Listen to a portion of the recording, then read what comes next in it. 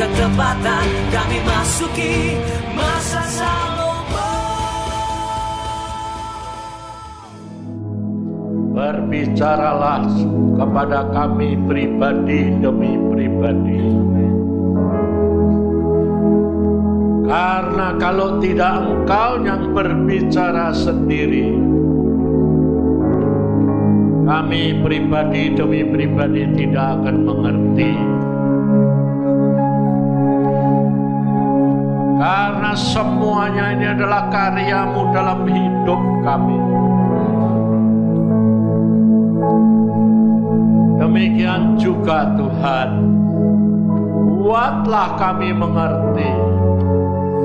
Buatlah kami ngalami betapa besar kasih sayang-Mu.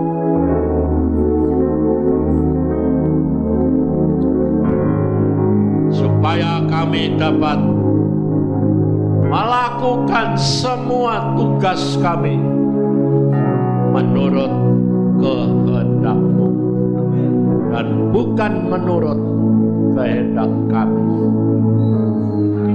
Terima kasih Tuhan karena anugerah-Mu, kebesaran, kemurahan.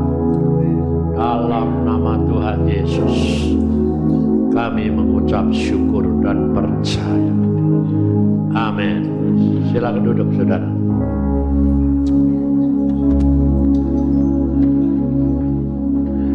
Mari kita belajar hari ini saudara,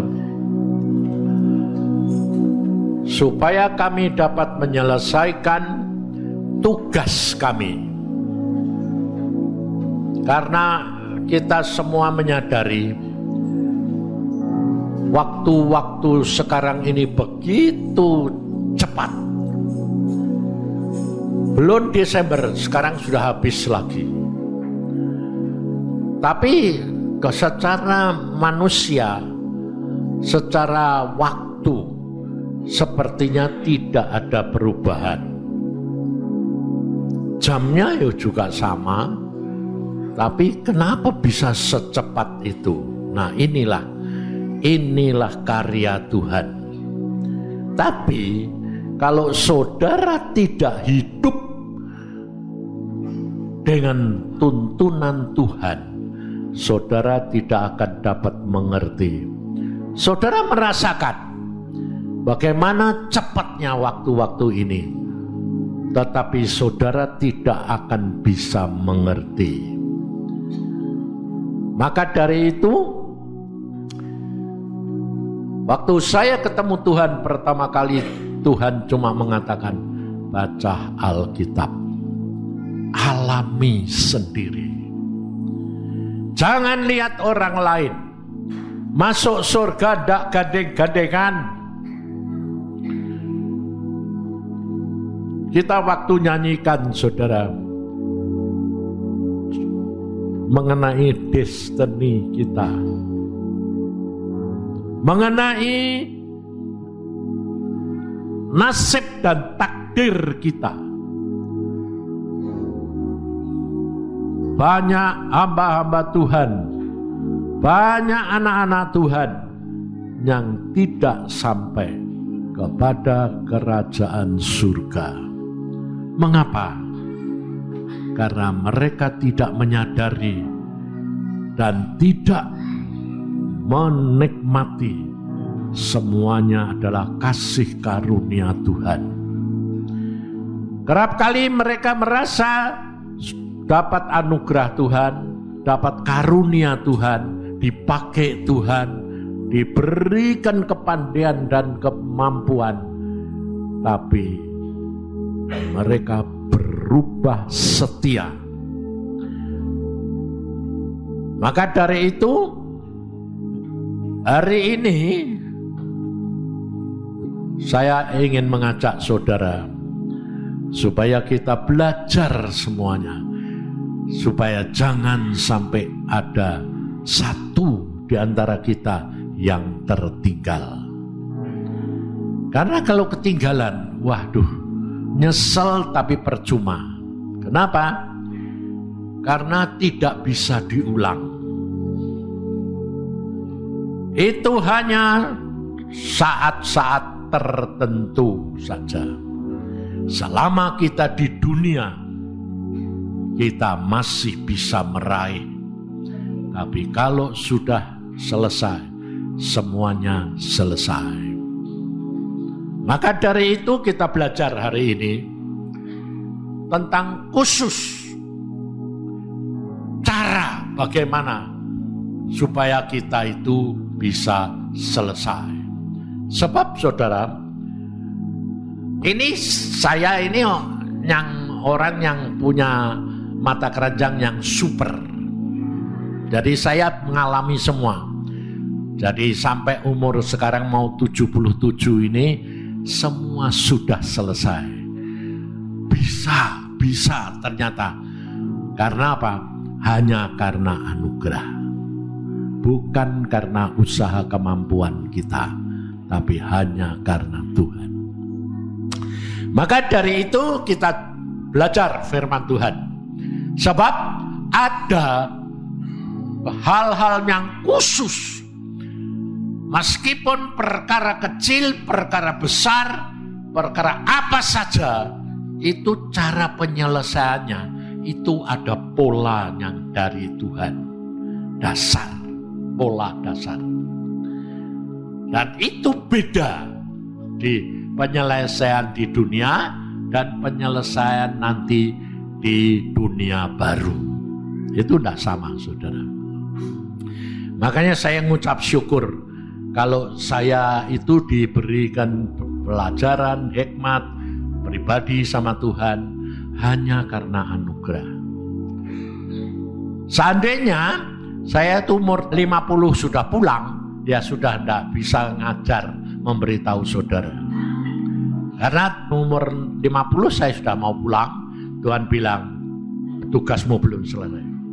Umur 60 saya mengatakan, Tuhan, anak-anak sudah selesai semua, tugasku sudah selesai. Tuhan bilang, dalam tugas hidupmu dengan aku belum selesai.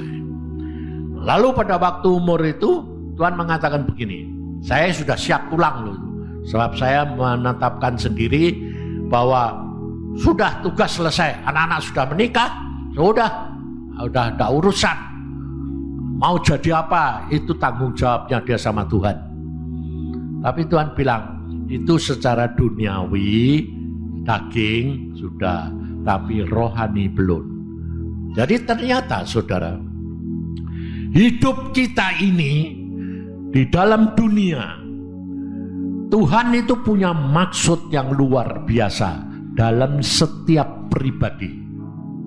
Terutama orang-orang yang sudah mengenal Dia. Nah, orang-orang yang sudah mengenal Dia itu setiap pribadi yang sebelum maupun sesudah itu semua punya takdir dan nasib, destiny. Kita tadi nyanyi itu, kita minta supaya destiny kita bisa menyelesaikan. Nah, kita harus tahu, saudara, destiny artinya takdir maupun nasib kita tidak semua sama. Itu pribadi. Sebabnya apa? Sebab Tuhan itu punya maksud. Orang yang di dalam dunia ini dilahirkan sudah punya nasib dan takdir sendiri. Dan itu orang-orang yang sudah percaya Tuhan nanti dari dunia sampai ke dunia baru. Makanya nanti ada orang-orang yang disebut orang kudus. Kalau Tuhan datang, mereka nanti diangkat dan mereka dalam dunia baru nanti mereka turut memerintah. Tapi ada yang tidak turut memerintah. Tapi ada yang lain lagi. Sebab suatu kerajaan itu tidak semua jadi pejabat. Betul tak? Ada rakyat, ada juga pejabat-pejabat. Ada lurahnya, ada RW-nya, ada RT-nya, terus ada menteri-menteri, ada pelayan-pelayan. Itu kan semua tidak sama. Cuma yang tidak ada di surga itu seperti rendahan umpamanya tukang sapu. Itu tidak ada. Kenapa? Nanti di surga kok tidak ada tukang sapu. Ada sampah. Yang dibersih apa? Tidak ada debu. Nah, itu masalahnya. Jadi tiap orang itu punya destiny sendiri-sendiri. Jangan saudara lihat orang lain. Jangan saudara kepingin punya destiny seperti saya, seperti Iin, seperti yang lain. Percuma. Karena apa? Semua sudah punya jatah sendiri-sendiri. Kenapa? Yohanes dan Yakobus pada waktu dia di dalam dunia cari rasul Tuhan, dia ngomong sama Tuhan Yesus, izinkan kami nanti berdiri atau duduk di sebelah kanan dan kirimu. Jadi dia minta jatah. Tuhan bilang, tidak bisa.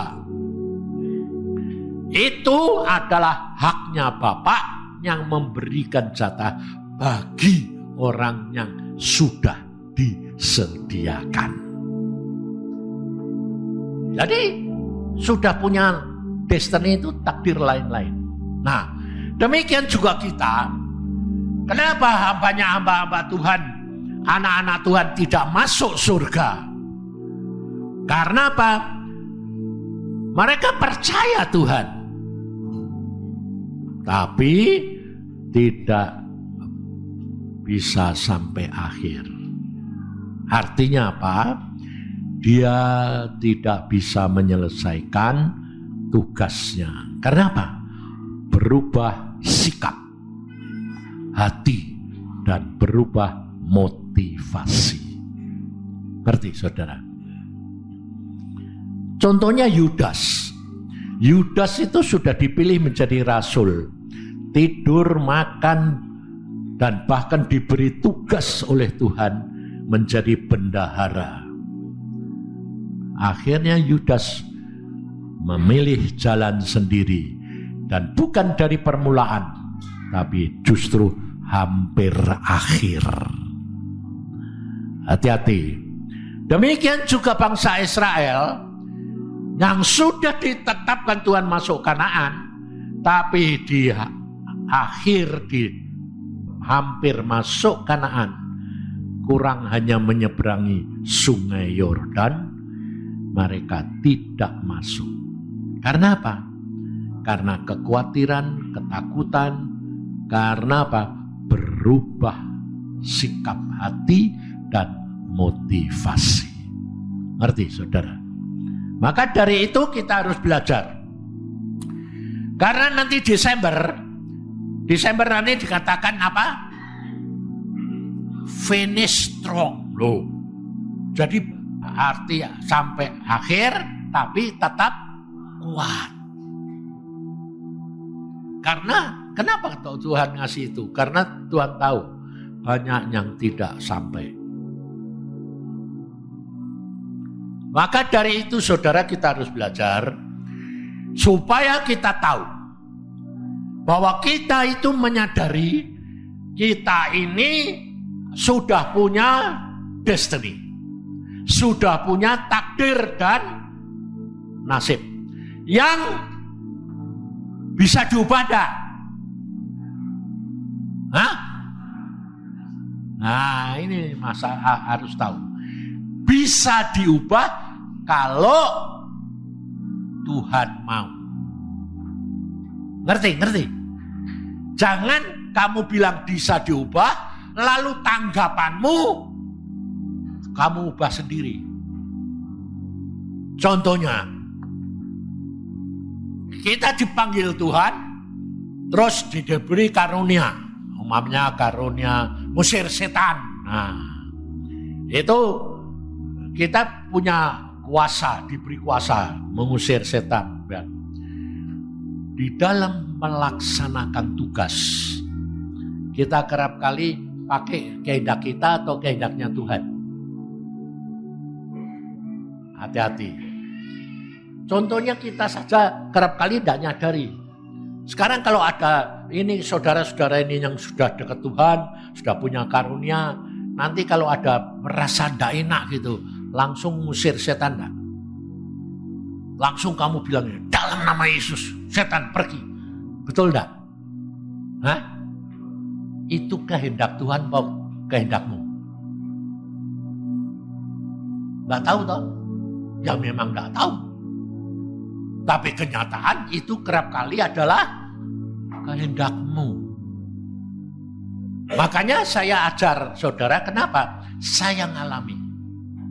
Di dalam umur 12 dididik Tuhan sampai sekarang ini, di dalam perjalanan hidup saya ngalami semua.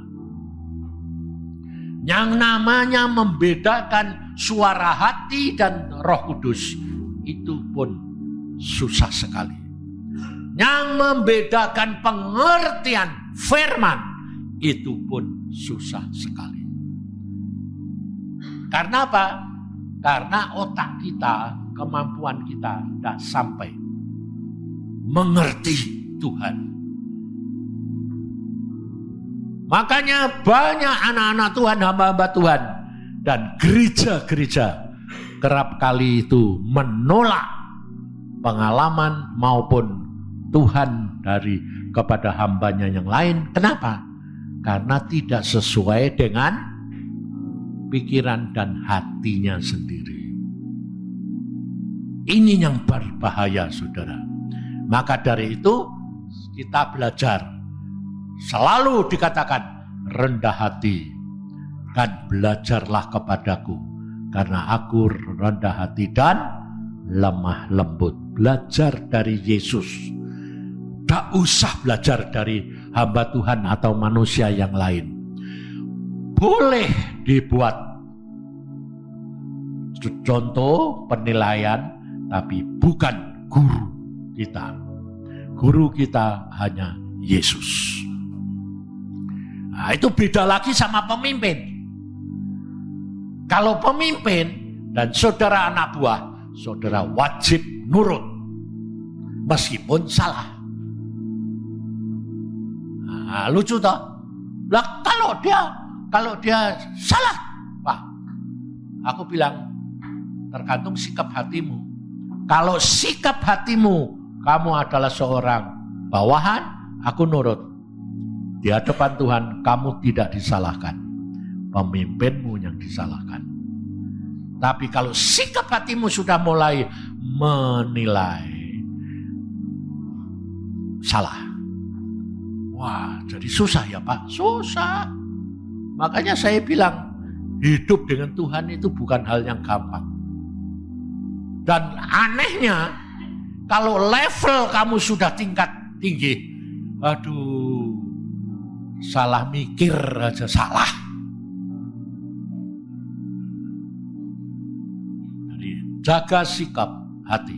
Nah, maka dari itu kita harus selalu belajar menjaga hati. Makanya Tuhan pesan, waspadalah. Karena waktunya sudah amat singkat, jadi kita belajar. Nah, sekarang salah satu contoh. Di dalam dunia ini, kita itu tidak bisa menghindari adalah penderitaan. Umpamanya penyakit, umpamanya kesehatan, terus umpamanya kedudukan, pekerjaan, maupun usaha, apa saja. Maupun di dalam rumah tangga, di dalam hubungan suami istri, dengan orang tua, dengan anak-anak, dan di antara anak-anak. Itu semua masalah tidak bisa dihindari. Ini harus saudara tanamkan. Selama kita hidup di dalam dunia, Tuhan Yesus bilang apa?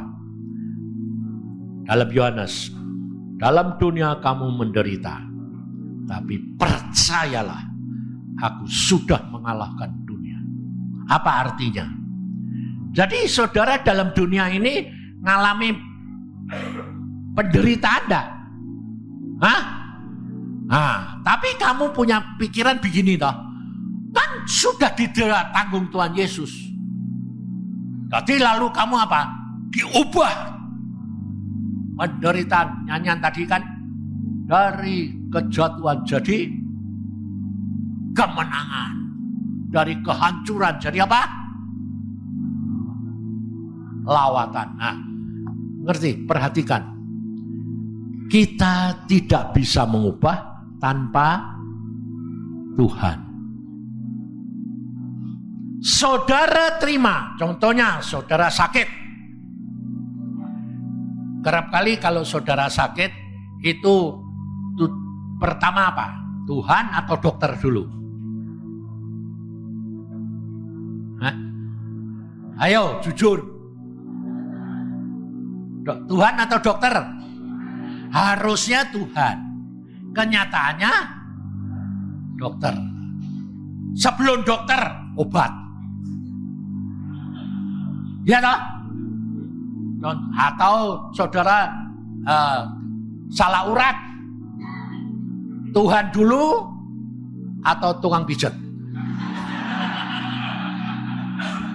Hah? Nah, ini kelihatannya perkara kecil loh. Tapi ingat Tuhan bilang apa? Setia dalam perkara kecil. Makanya saya ajar saudara karena apa? Saya ngalami semua saudara. Dan ternyata polanya penyelesaian masalah sama. Ada pola dasar. Nah, pola dasarnya itu apa? Umpamanya kita ngadepi penyakit, ya. Lalu harusnya pola dasarnya itu semua Tuhan dulu. Kita tahu. Tapi kita susah menerapkan. Dan untungnya Tuhan mau mengerti. Coba Tuhan gak mau mengerti, gak ada yang selamat. Kenapa? Kenapa kita kerap kali menghadapi masalah, menghadapi penyakit, kita sudah doa-doa, kok gak dijawab? Kok tidak ngerti? Nah, saya itu tiap hari menerima telepon itu selalu lulusannya begini. Sudah ini, sudah Pak, tapi kok gak tahu? Terus usaha. Saya ngadepi ini, mau pindah rumah Pak. Ya toh? Rumah yang saya kontrak sudah habis. Saya mau perpanjang, enggak boleh. Terus pertanyaannya apa? Saya mau pindah kemana Pak? Loh, aku bilang, loh kok kamu tanya saya?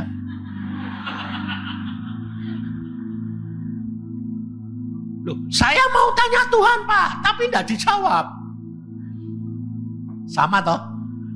Masalahnya itu hanya apa? Karena polanya itu keliru.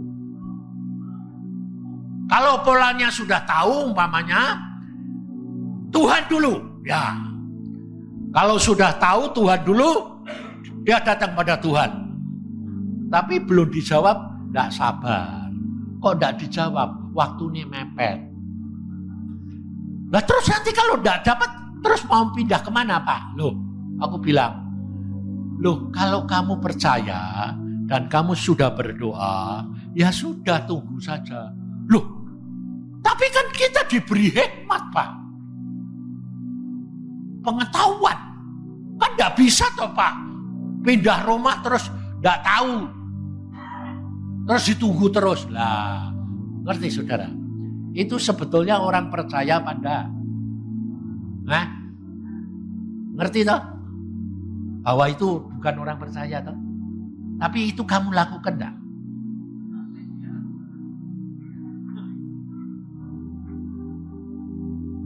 Karena orang itu tanya, saya bilang, saya ini ngalami.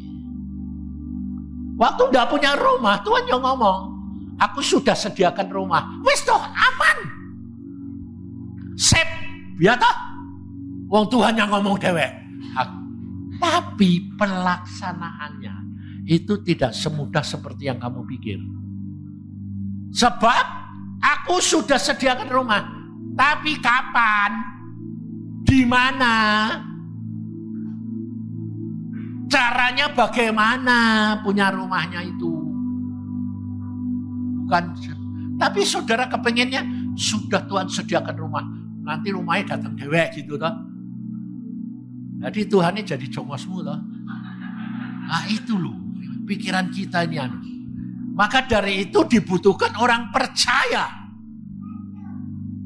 Makanya Leo tadi juga diajar apa? Percaya. Karena apa? Susah. Yang namanya sederhana percaya itu susah. Sehingga saya mengajar saudara, langkah demi langkah sama Tuhan. Jangan seenakmu. Jadi kalau menghadapi penyakit, kamu tinggal ngomong, Tuhan, aku sakit.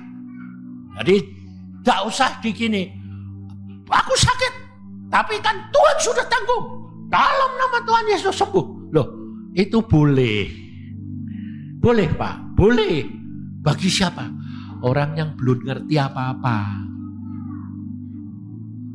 Belum pernah baca Alkitab, baru bertobat. Makanya kalau di dalam KKR, nanti orang yang mengalami mujizat itu orang baru atau orang lama? Kenapa? Karena baru percaya tanpa mengerti.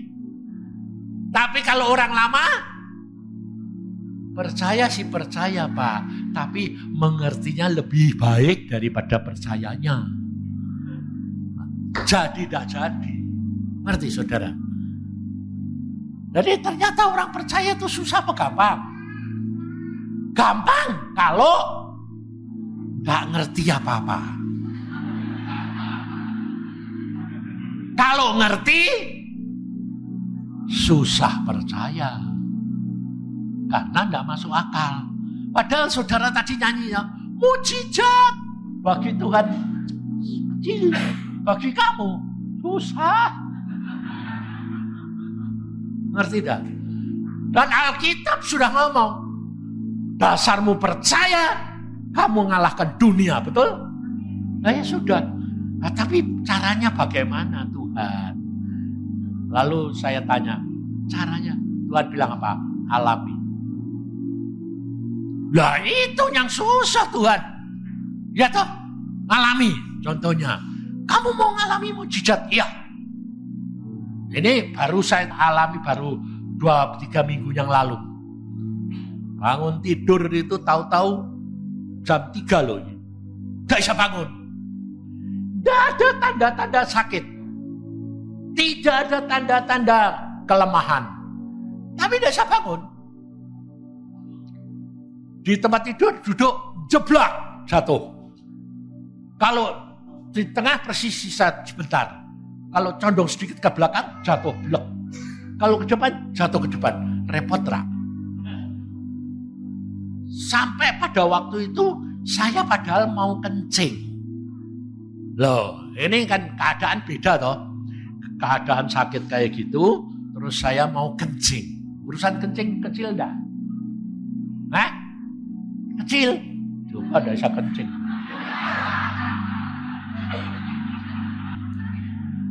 Urusan kencing itu bukan kecil. Tapi yang menjadi masalah buat saya bukan karena bukan kencing enggak kencing. Aku Tuhan, aku jangan ngompol.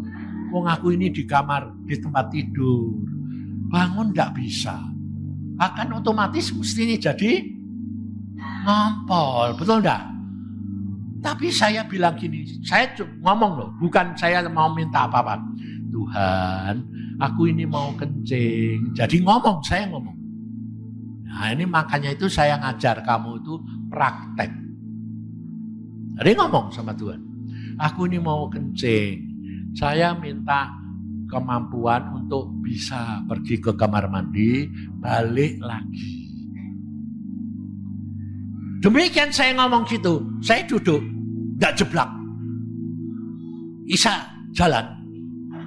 Berdiri, bisa. Saya megang tembok, rembetan.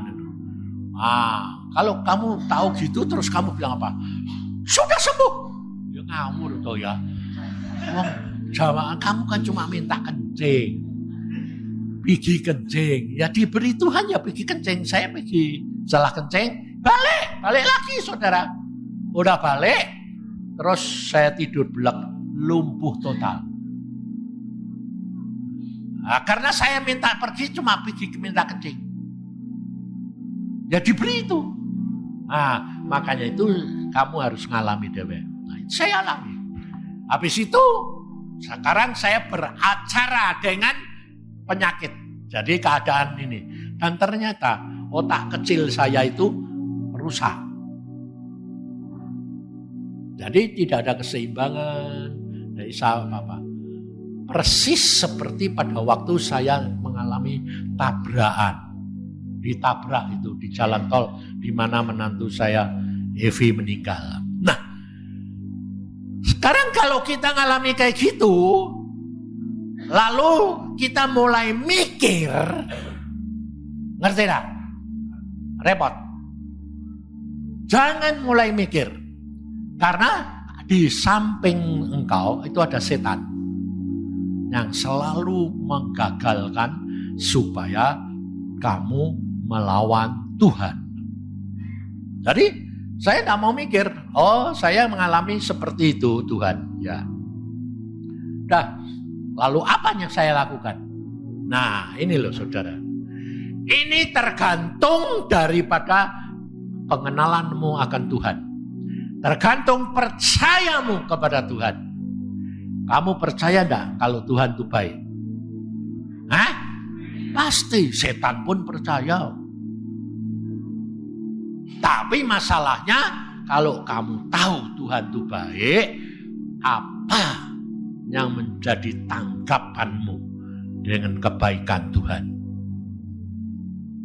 Jadi kalau Anda di dalam saat seperti saya itu punya pikiran, kok Tuhan baik, terus kamu lalu bilang, aku pasti sudah disembuhkan Tuhan. Aku sudah bilang, nah itu namanya kamu berdoa, kamu melakukan apa firman, berdasarkan apa? Untungmu sendiri enggak? Hah? Itu persis yang tertulis di dalam Yeremia 6 ayat 13. Ini yang saya ingin supaya saudara dan saya jangan terjebak kepada hal seperti itu. Di dalam Yeremia ditulis, coba perhatikan. Yeremia pasal 6 ayat 13. Sesungguhnya dari yang kecil, perhatikan saudara. Sesungguhnya dari yang kecil sampai yang besar di antara mereka semuanya mengejar untung. Baik nabi maupun imam semuanya melakukan tipu. Ngerti saudara? Itu kok dianggap tipu. Jadi kalau saudara menghadapi apa-apa, lalu kamu berdoa kepada Tuhan, itu dasarnya apa? Sikap hati, motivasinya apa? Contohnya seperti yang saya katakan. Dalam hal seperti saya yang ngalami kayak gitu, tanggapan saya itu bagaimana? Saya berdoa begini saudara. Tuhan, aku tahu Engkau itu baik. Segala perkara yang terjadi dalam hidupku ini, aku percaya Engkau pasti punya rencana yang baik. Meskipun buat saya tidak enak. Ya toh? Tapi saudara kan tidak pernah doa begitu toh. Ini tidak enak Tuhan, tidak pernah. Karena kamu biasanya itu pura-pura rendah hati. Nah, aku orangnya jujur kok. Aku percaya Engkau baik. Dan meskipun yang aku alami ini tidak enak, tapi aku percaya Engkau pasti punya maksud yang baik. Dan aku mengucap syukur. Jadi saya cuma gini, terima kasih karena Engkau baik. Terima kasih karena Engkau baik. Itu saya lakukan. Dan saudara tahu, saya ngalami seperti itu. Kalau yang dulu waktu tabrakan 3 minggu saya baru beres. Tapi kali ini 1 hari selesai. Ngerti tidak? Iin Agung sampai datang ke rumah. Hari Selasanya itu terjadi hari Senin. Itu saya pulang dari Fak-Fak, dari Irian. Seminggu kemudian kena serangan. Seperti itu. Orang lalu ngomong, orang seperti Pak Yusa kok mengerjakan pekerjaan Tuhan dengan setia, dengan ini, kok masih bisa diserang?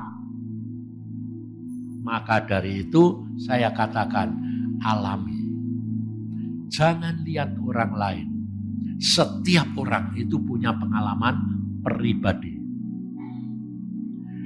Dan Tuhan mau supaya saudara itu melakukan semuanya itu berdasarkan destiny, berdasarkan percaya saudara. Jadi kalau saya harus ngalami kayak gitu, itu takdir atau nasib atau enggak? Ya. Harus tak alami. Enggak apa-apa. Jangan menghindar. Jangan lari dari masalah. Tapi hadapi. Dan di dalam Yesus bisa diatasi. Kalau kamu tidak bisa ngatasi, paling-paling akhirnya apa? Matilah. Itu kan usaha kamu terakhir itu kan mati toh. Kalau sudah mati bar toh. Justru itu kuasa Tuhan itu. Kalau kamu mati, kamu hidup. Karena Yesus yang mau menghidupkan kamu. Sehingga kamu nanti punya pengalaman bahwa hidupku bukan karena aku, tapi hanya karena anugerah. Sehingga akhirnya saya dapat mengatakan, aku tidak dapat hidup Tuhan di luar firman-Nya. Ngerti saudara? Itu maunya Tuhan. Dan itu bukan berarti harus dialami setiap orang. Saudara belum tentu mengalami seperti saya. Karena apa? Tuntutan setan beda. Nasib dan takdir saudara lain. Ngerti tidak? Maka dari itu lain-lain.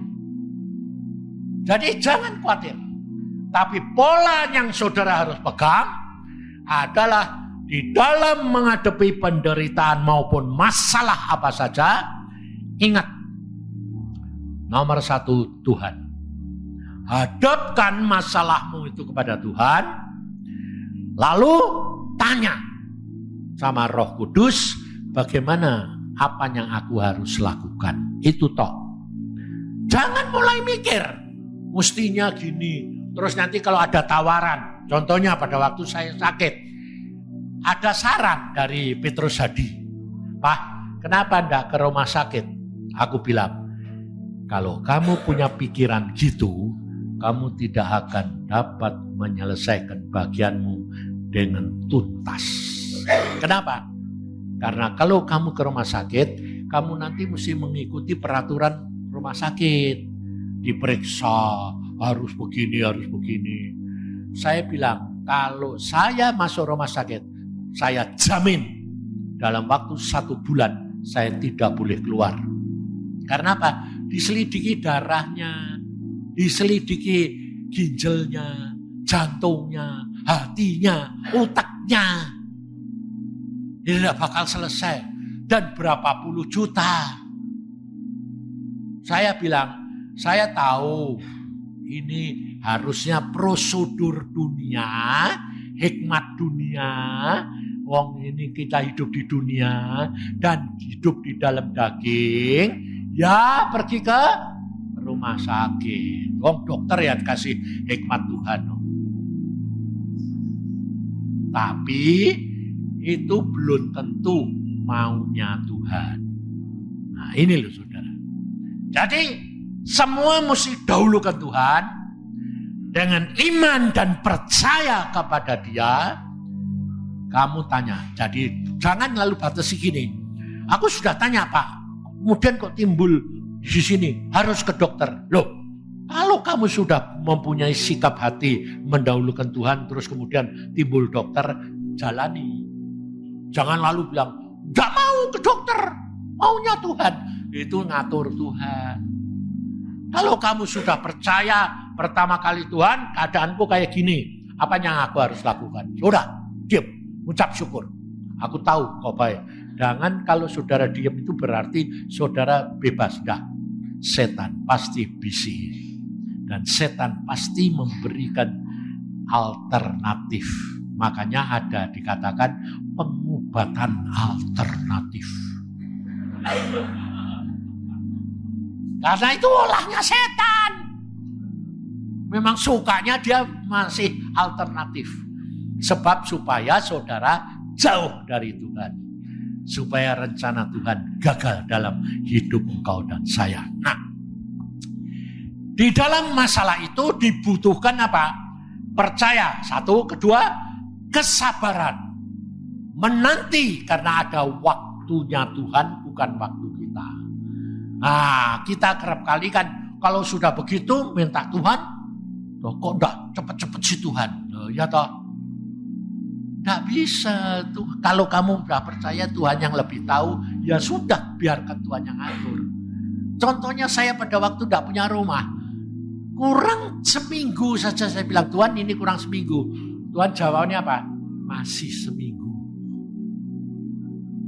Kurang 3 hari. Aku bilang, Tuhan sudah kurang 3 hari. Masih 3 hari. Aku sampai, Tuhan, lah kita ngepak-ngepak. Ya kenapa enggak kamu pak-pak? Ya dipaki saja dulu toh. Terus kemana? Ya enggak tahu, wong belum Tuhan ngomong. Ya lakukan saja harian, lakukan. Kurang sehari. Aku bilang, Tuhan sudah kurang sehari. Masih sehari. Loh, lah kau sehari kok belum? Bagaimana sih Tuhan? Oh iya masih sehari. Besok aja pagi-pagi. Besok pagi jam 5 saya sembahyang sama anak-anak sama adik. Tuhan bagaimana kita pindah kemana? Nanti di gereja aja jam 9 aku ngomong. Aku bilang Tuhan, aku ini manusia loh. Bukan engkau Tuhan. Masa kurang sebagian dari jam 5 sampai jam 11 siang kok masih mau bicara nanti jam 9. Tuhan jawabannya apa?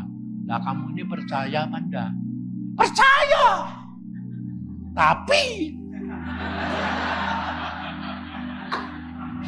Tapi ini apa? Kedorong kedesek waktu dan kemampuan. Coba bayangin. Pindah rumah kurang 3 jam belum ngomong. Sampai tetangga saya yang punya rumah itu bilang gini. Dokter mau pindah mana? Nggak tahu. Sombong amat. Wong pindah rumah kok enggak boleh diketahui. Loh bukan tidak diketahui, Bu, Pak. Belum tahu. Ya enggak mungkin toh. Wong rumah ini nanti jam 11 saya rubuhin. Dirubuhin loh. Bukan ditunda. Dirubuhin. Dan mereka sudah punya hari jam 11 pasang palu. Enggak boleh kurang, enggak boleh lebih. Aku bilang, iya, jam 11 pasti sudah kosong lah. Robohin lah. Lah dokter mau pindah, belum tahu. Gak percaya, memang gak percaya. Bayangin. Di gereja sekalipun, dari jam 8, saudara. Kalau GKI kan cuma 1 jam.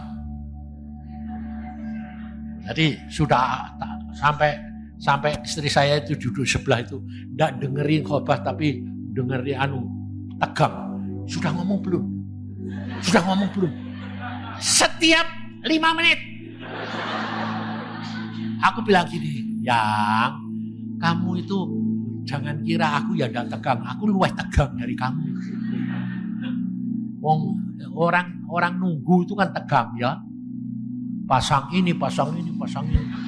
Pasang hati. Sampai aku, oh mungkin Tuhan ngomongin, ini loh, pakai pikiran lagi. Mungkin Tuhan ngomongin pakai khotbah, pakai firman, pakai penglihatan. Jangan batasi, aku ngalami semua. Kalau orang percaya itu sudah gliding baik. Masa bodoh Pak? Bukan. Waspada. Tapi tidak ngerti Bapak. Oh, gitu Pak. Iya. Ya cuma diam. Jadi tiap 5 menit itu istri saya bilang, sudah santailah. Kamu jangan ngurusuin saya, nanti kalau kamu pas gitu Tuhan ini ngomong aku tidak dengar. Nah, kerap kali kan pengalaman kayak gitu dialami toh. Ya toh.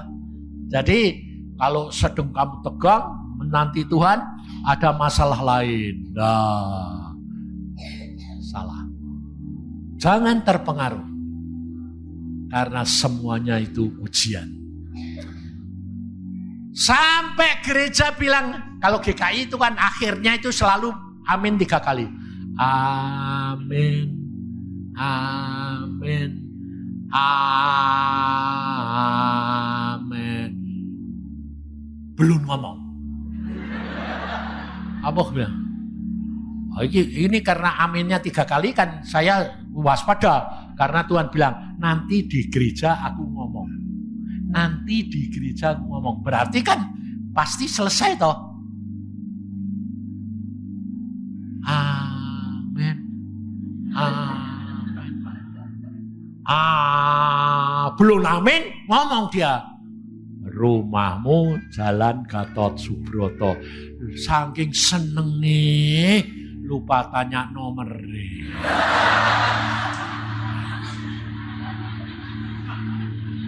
Dan ini perkara yang dalam berapa detik ini dialami oleh kamu.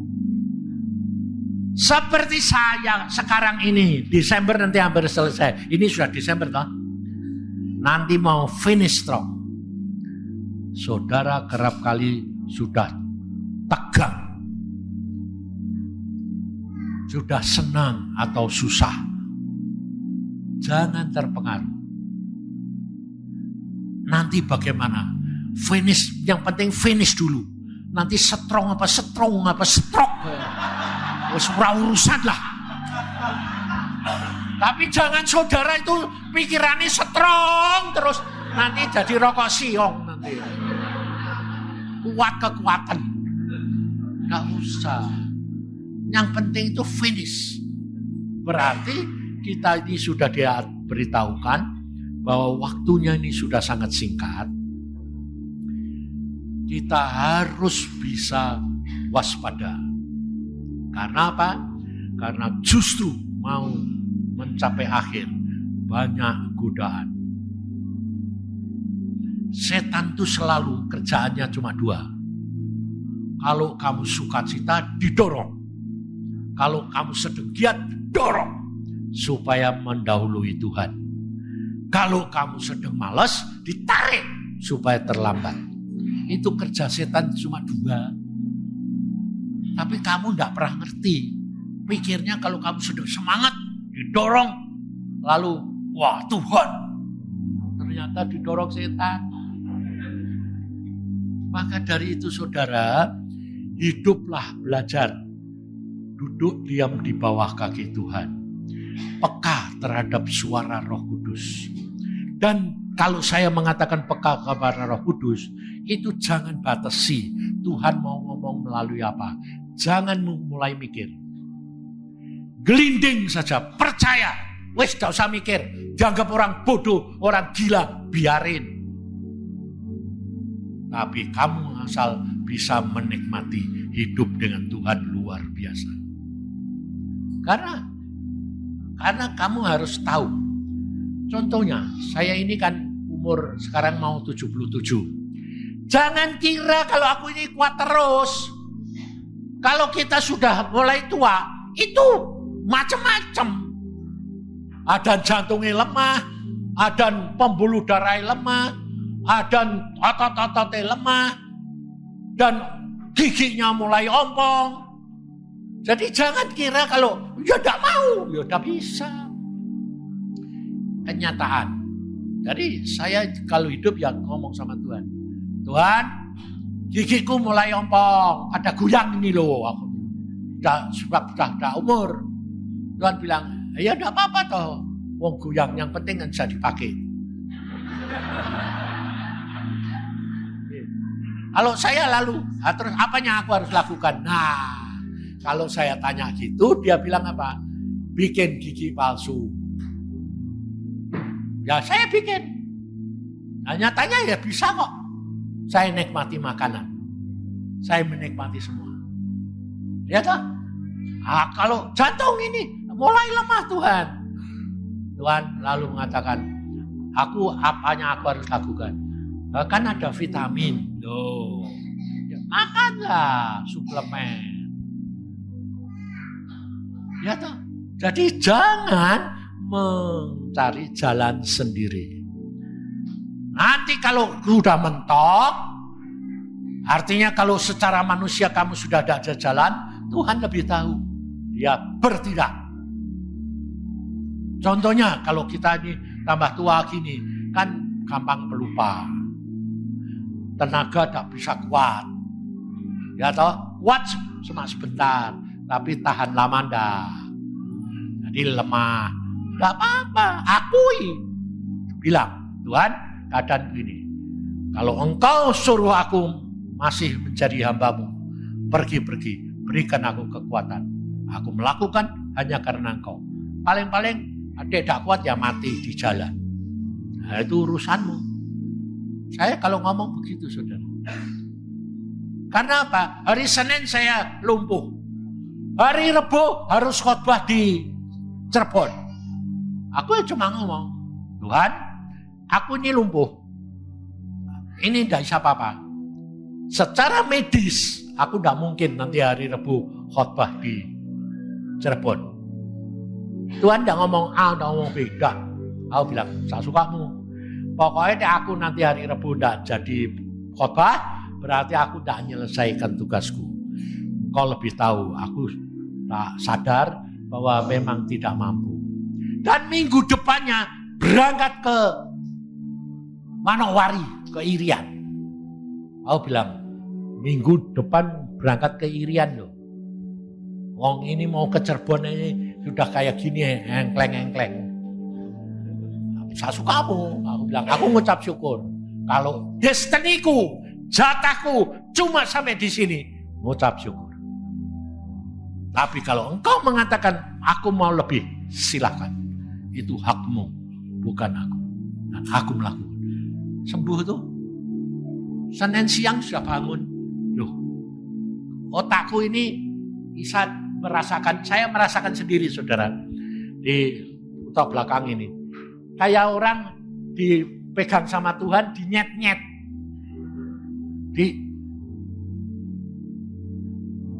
Aku ngerasa gini, pasti, engkau turun tangan ini ya. Aku yang ngomong gitu, jangan kamu kira, terima kasih dok. Kamu turun tangan dok. Sebabnya tidak mungkin ini manusia. Dan ada orang lain dapat penglihatan di Jakarta. Pak, saya lihat Tuhan datang menjamah kepalamu belakang sampai ke ginjalmu. Amin. Pasti beres. Paling cuma berapa menit sih, mak dinyet. Udah, saya sudah merasa beres ini. Duduk beres, jalan beres. Iin datang bebas beres.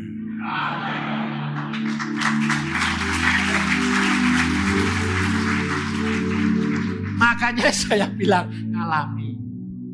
Mau?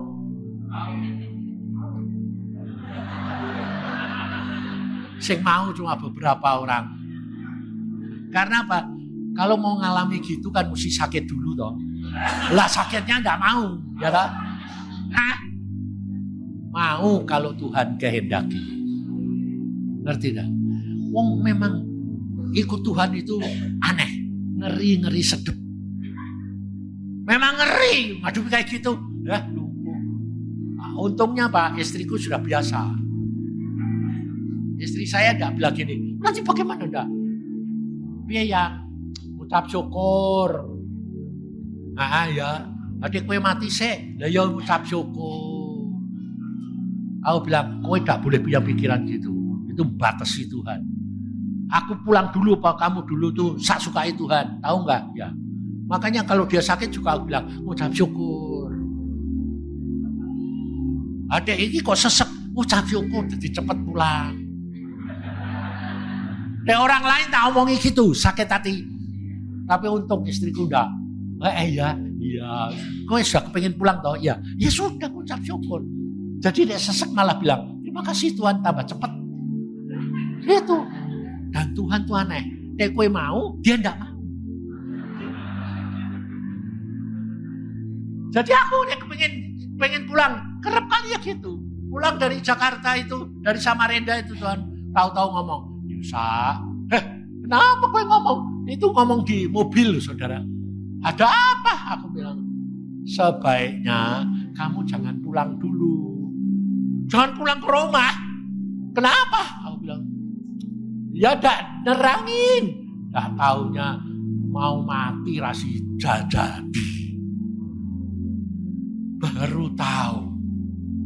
Oh, 2 minggu yang lalu engkau ngomong jangan pulang dulu itu maksudnya ini. Iya, sebetulnya kamu sudah mati ini, dituntut setan. Oh, tapi tidak jadi. Udah, karena aku mau. Oh ya sudah, suka. Di situ saya ngomong, kalau engkau yang mau, berikan aku kemampuan untuk menyelesaikan destiniku. Ngerti saudara? Sebab bukan aku, tapi dia. Jadi, ngerti saudara? Pertama, Tuhan. Nanti kalau sudah kelewat, umpamanya sudah terlanjur, lupa ya kamu minta ampun Tuhan, aku sedang belajar mendahulukan kamu dalam segala perkara aku ngomong sama kamu, tapi ini lupa Tuhan. Jadi jujur, tidak apa-apa. Tuhan mau tahu. Jadi kalau sudah terlanjur lalu kamu ke dokter, terus di dokter tidak boleh pulang ke ICU, harus cek ini. Ya sudah. Nanti sudah di ICU telepon aku bilang gini, Pak, aku salah Pak, aku sudah ke dokter dulu, udah Tuhan. Tapi sekarang harus di ICU. Minta apa Tuhan supaya bertindak? Ngawur aku bilang. Ya kamu sekarang sudah di rumah sakit ya, alami. Terima. Di ICU. Iya. Berapa lama? Nggak tahu, tak sakai dokter. Bayar. Jangan lalu, terus bayarnya piye Pak? Aku nggak punya duit. Lah kalau nggak punya duit, kenapa aku ke dokter? Kau udah cari Tuhan dulu. Nah ya itu Pak. Ya sudah. Ngerti dah? Tuhan itu luar biasa. Jadi pertama dokter. Tuhan dokter.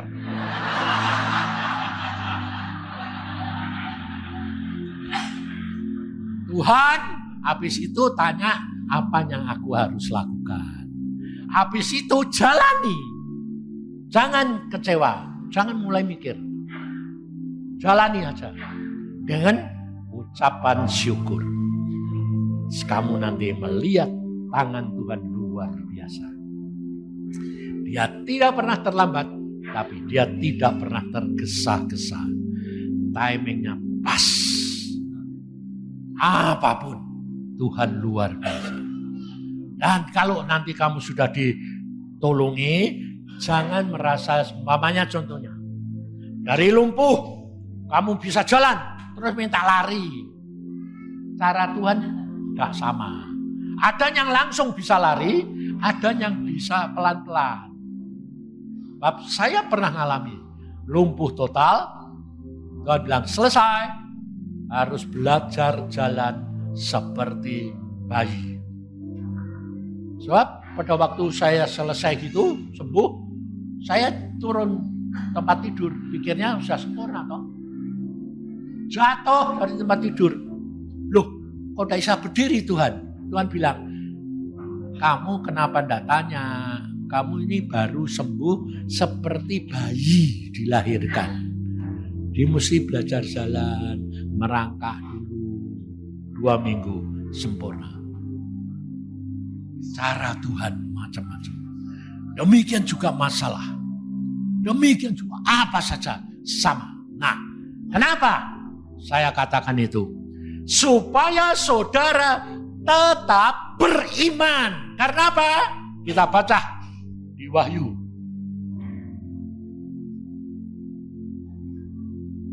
Wahyu yang terakhir 22. Ini saya dapat langsung dari Tuhan supaya saudara itu menyadari bahwa kedatangan Tuhan itu sudah amat singkat. Jadi saudara harus waspada. Ayat 7 mulai. Sesungguhnya aku datang segera. Berbahagialah orang yang menuruti. Perhatikan. Berbahagialah orang yang menuruti perkataan-perkataan nubuat kitab ini.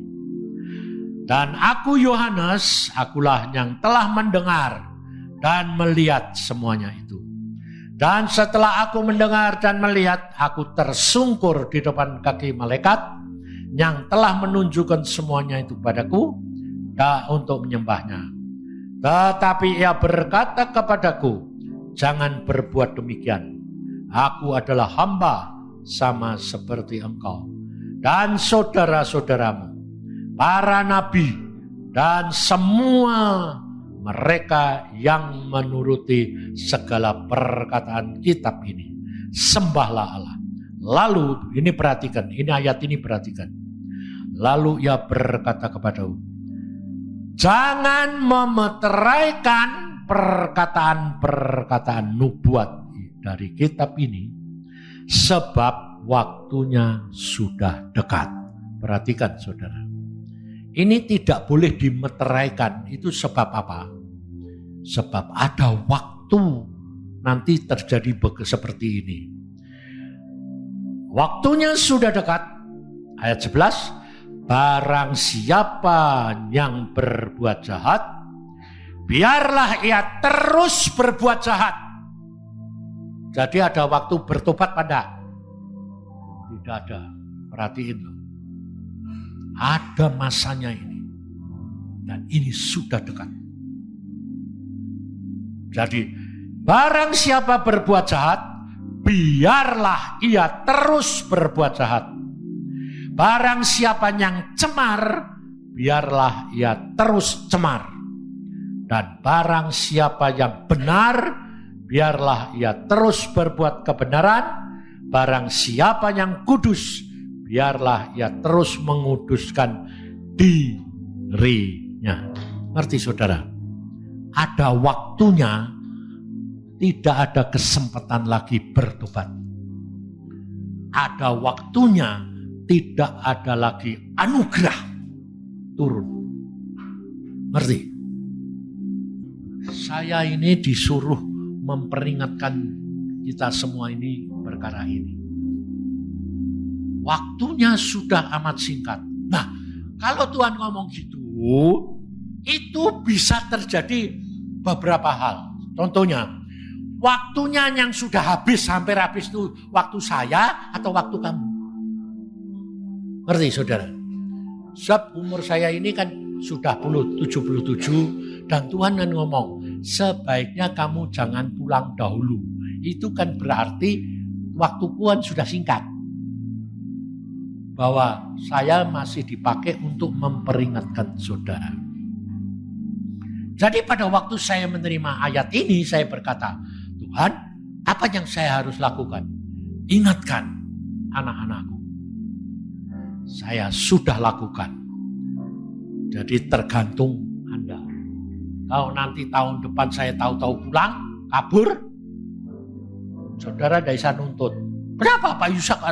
Sebab anak-anak ini nakal. Kong, jangan pulang dulu Kong. Aku bilang, kamu gendoli engkong terus ini kan. Engkong tidak manusia yang super. Lemah. Tapi kalau Tuhan kehendaki itu luar biasa. Saya tadi kesini naik mobil dewek loh. Jangan kamu kira disupiri. Dewek. Masih mau pelan-pelan. Mau saya pelan-pelan. Saya bilang BPS BAL. Kita jalan pelan-pelan saja. Ya Kong. Tapi AL bilang gini. Pelan-pelan kok. Sampai di Bekasi cuma 1 jam. 1 jam. Lebih seperempat sudah sampai di hotel. Lah kok pelan-pelan piye Kong? Dia lihat. Loh pelan kok larinya 160 sih Kong. Tapi dia nakal. Yo Kong dicoba 180. Wah! Bayangin, cucuku satu ini. Kalau sing BP sing wonge tenang aja. Mau lari berapa ya silahkan. Ngerti saudara? Aku ya sadar rewek. Katanya mau pelan-pelan. Kok cepet? Iya memang susah Tuhan. Orang sudah senengnya ngebut iki. Mau suruh jalan pelan-pelan ini susah. Nah itu apa? Penguasaan diri. Jadi jangan kira kalau aku ini bisa sampai sini terus super. Sami mawon sama kamu. Susah ngubah watak. Maka dari itu ingat hanya saya ingatkan. Ingat ada waktunya. Tidak ada waktu anugerah lagi. Dan Tuhan mengatakan akhir tahun ini adalah tuaian. Finish. Tapi ternyata tahun depan ada tuaian susulan.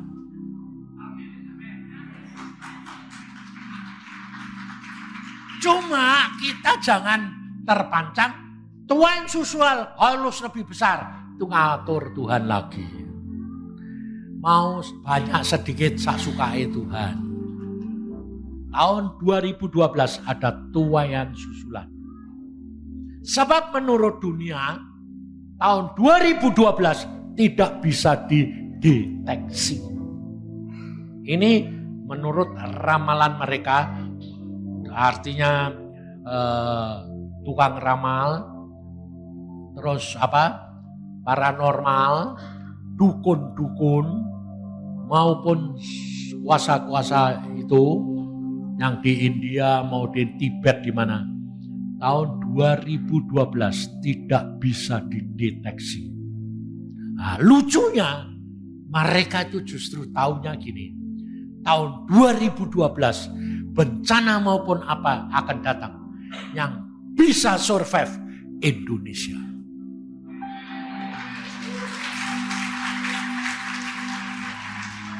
Makanya orang-orang pintar-pintar mereka itu menghubungi Indonesia. Bagaimana caranya? Tentang pangan, tentang teknologi, tentang mineral. Jadi kita ini mendapat satu anugerah. Tapi bukan berarti kalau kamu dapat satu anugerah, lalu kamu jadi mempunyai pikiran dan kesombongan. Tapi justru harus lebih rendah hati. Tanya Tuhan, apa bagianku, apa yang aku harus lakukan. Jangan meninggikan diri. Jangan mencuri kemuliaan Tuhan. Kalau engkau cuma dipakai sebagai pelayan, silahkan.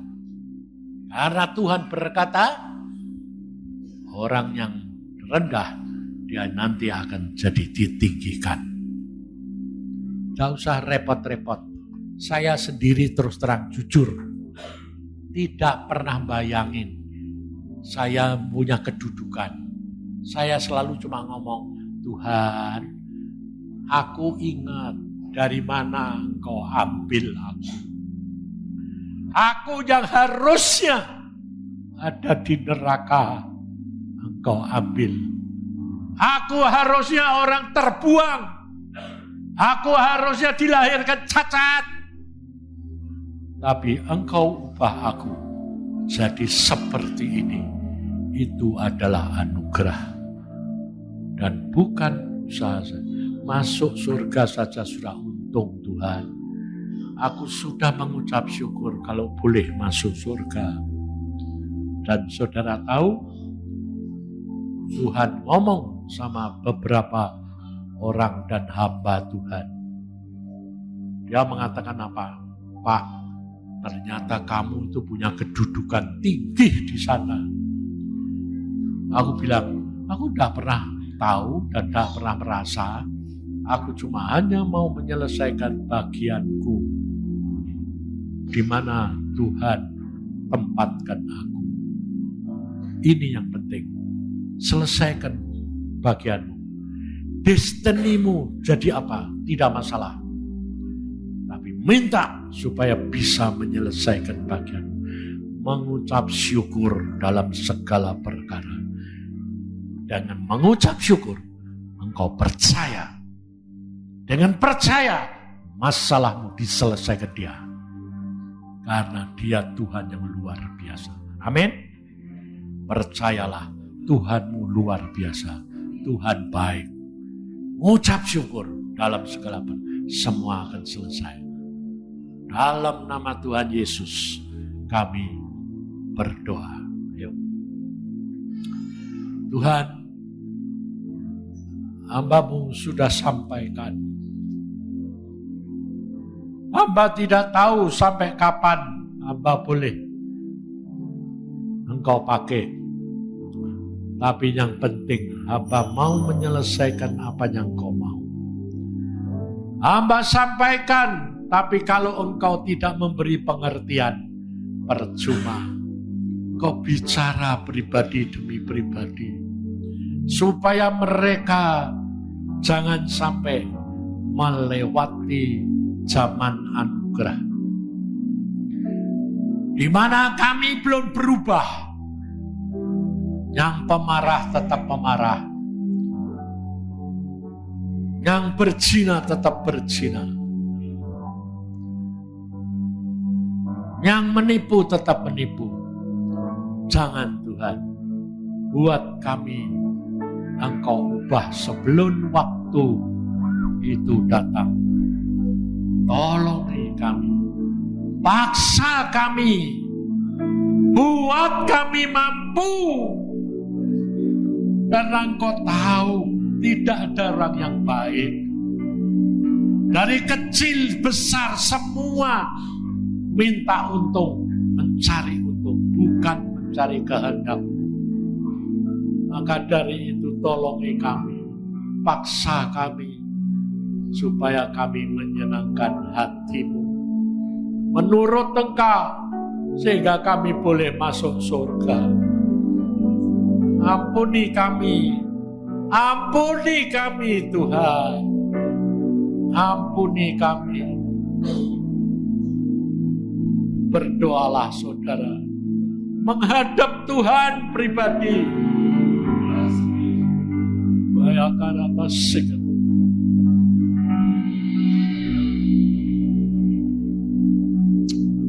Nyanyikan ampuni. Sambil semua berdoa sendiri.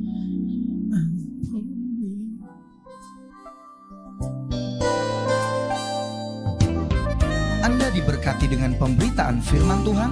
Dapatkan kaset, VCD, CD, MP3, dan buku-buku rohani dari hamba-hamba Tuhan, Evangelis Yusak Cipto, Pendeta Petrus Agung, Evangelis Iin Cipto, dan hamba-hamba Tuhan lainnya. Tersedia juga banner dan alat-alat tarian lainnya. Hanya di toko buku Bless to Bless, Jalan Boulevard Barat Raya, Ruko In Kopal, Blok F, nomor 50, Kelapa Gading, Jakarta Utara. Hubungi 45851254 atau 92958800. Bless to bless, bless to bless.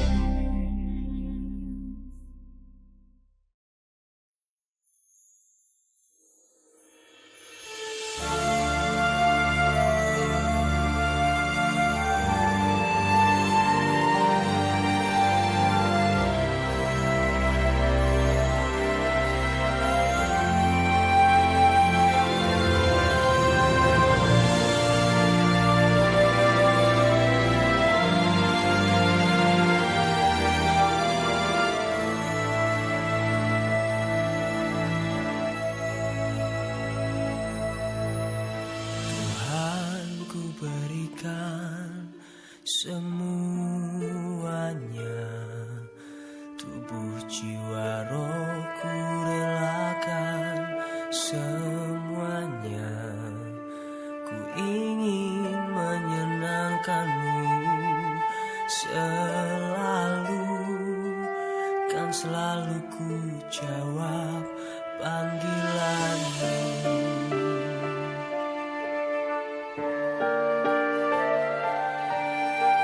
Tuhan, ku berikan semuanya, tubuh jiwa rohku relakan semuanya. Ku ingin menyenangkanmu, selalu ku jawab panggilanmu.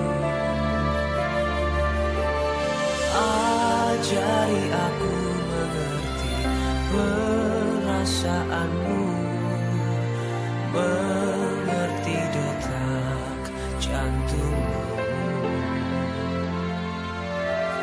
Biarkan aku punya keintiman hanya denganmu, sampai kau dapati hatiku seirama dengan hatimu.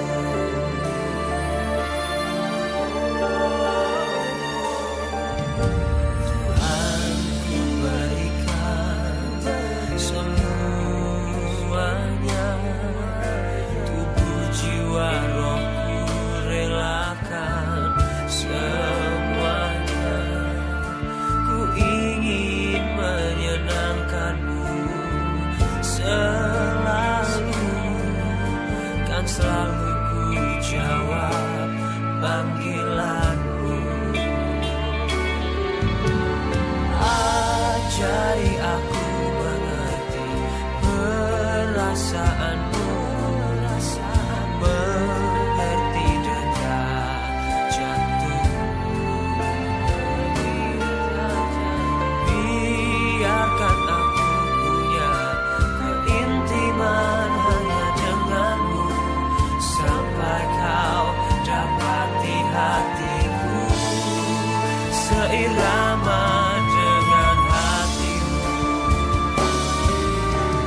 Ajari aku mengerti perasaanmu, mengerti detak jantungmu.